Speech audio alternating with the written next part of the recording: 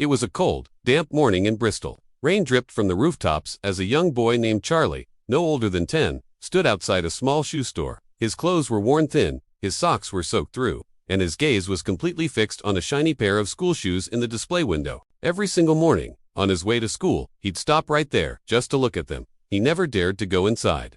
One day, the shop owner, a kind-faced man named Mr. Blake, noticed the boy's daily ritual. He stepped outside, a gentle smile on his face, and asked, "Do you like those shoes, lad?" Charlie, startled, just nodded shyly. "They'd fit perfect," he mumbled, "but Mum says we'll have to wait till Christmas." Mr. Blake's smile widened. "Well," he said softly, "Christmas comes early for some people." Charlie looked up, confused, but Mr. Blake simply turned and went back into his shop.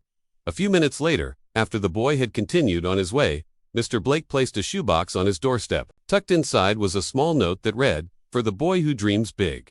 The next morning, Charlie ran to the shop, as usual, and froze. There, sitting on the doorstep, was a box with his exact size written on it. He looked around, his heart pounding, then cautiously picked it up.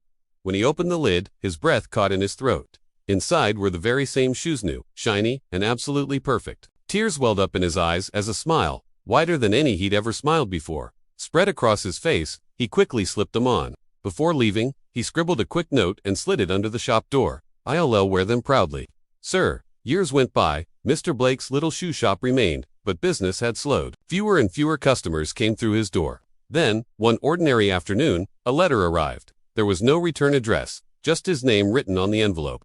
He opened it and began to read. "Dear Mr. Blake, you once gave me a pair of shoes when I couldn't afford any.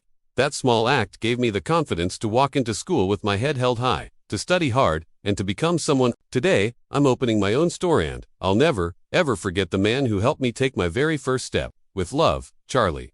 Tears rolled down Mr. Blake's cheeks as he smiled. He looked out his shop window, and for the first time in years, he saw that same old dream reflected not in his own shop, but in the bright future of someone else. If this story touched your heart, don't forget to like, share, and subscribe to Royal Reads, because even the smallest kindness can change someone's path forever.